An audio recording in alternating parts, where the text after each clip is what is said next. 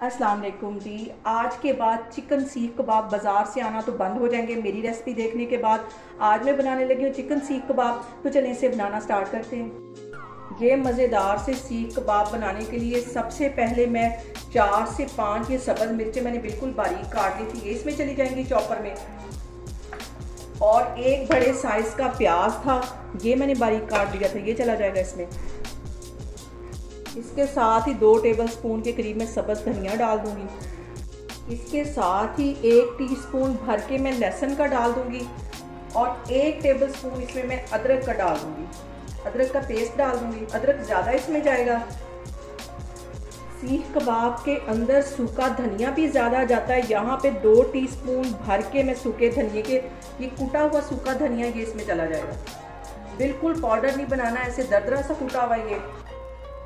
और 1.5 टीस्पून यहाँ पे मैं नमक का डाल दूंगी। आप अपने टेस्ट के मुताबिक नमक और मसाले वगैरह कम या ज़्यादा कर सकते हैं। 1.5 टीस्पून यहाँ पे ये ज़ीरा चला जाएगा और 1.5 ही टीस्पून मैं गरम मसाले का डाल दूंगी।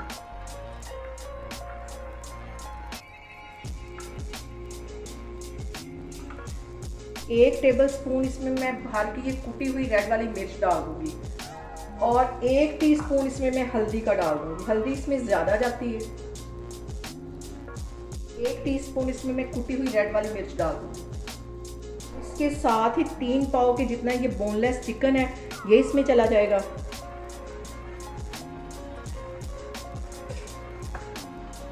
अब इन सारी चीज़ों को मैं अच्छी तरह चॉप कर लूँगी।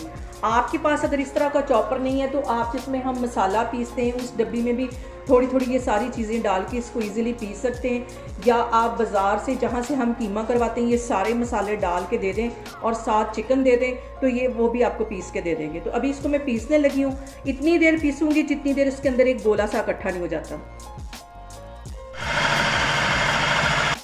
यहाँ पे देखें जी चिकन के साथ सारे मसाले अच्छी तरह पीस गए। 1 टेबलस्पून यहाँ पे मैं भर के कॉर्नफ्लावर का डाल दूँगी।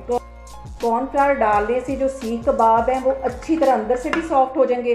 1 टेबलस्पून भर के मैंने ये इसमें डाल दिया है। इसको भी अच्छी तरह साथ पीस लेना है। यहाँ पे देखें जी चिकन हमारा अच्छी तरह पिस गया है। और जो हम बाज़ार से सीख कबाब खाते हैं उसके अंदर वो लोग चर्बी डालते हैं। यहाँ पे इनको बिल्कुल सॉफ्ट बनाने के लिए चर्बी की जगह मैं यहाँ पे 2 टेबलस्पून भर के घी के डाल दूँगी ताकि ये अंदर तक सॉफ्ट रहे। ये इसमें चला जाएगा और इसको 2 मिनट के लिए फिर अच्छी तरह पीस लूँगी। यहाँ पे देखें जी सीख कबाब का जो मसाला है वो अच्छी तरह मिक्स हो गया है। इसको मैं बाहर निकालती हूँ। अगर मैं स्टार्ट में इसमें घी या कोई चर्बी या इस किस्म की चीज़ डाल देती तो ये अच्छी तरह जो है ये चॉप नहीं होना था। अब इसको मैं बाहर निकालती हूँ तो फिर मैं आपको दिखाती हूँ। यहाँ पे ये सारा मसाला मैंने सीख कबाब का तैयार कर लिया। इसको कवर करके तकरीबन 2 घंटे के लिए मैं एक साइड पे रखने लगी हूँ। 2 घंटे के बाद मैं आपको आगे दिखाती हूँ। यहाँ पे देखें जी सीख कबाब का मसाला मैरिनेट करके रखे हुए मुझे तकरीबन 2 घंटे हो गए हैं।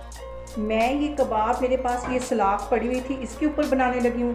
आपके पास अगर इस तरह की सलाख ना हो तो आप इसको पेन के ऊपर या बॉल पॉइंट के ऊपर किसी के ऊपर भी कबाब को इस तरह आराम से बना सकते हैं। तो अभी मैं आपको बना के दिखाती हूँ।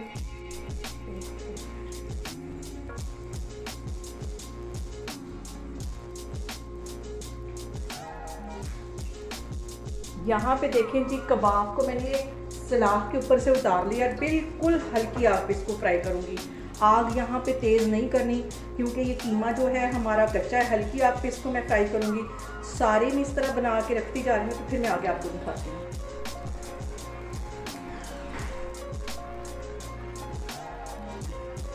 यहाँ पे देखें जी कबाब बिल्कुल हल्की आग पे मैं फ्राई कर रही हूँ और आप ऑयल के बबल से अंदाज़ा लगा सकते हैं कि मैं कितनी हल्की आग पे इसको फ्राई कर रही हूँ।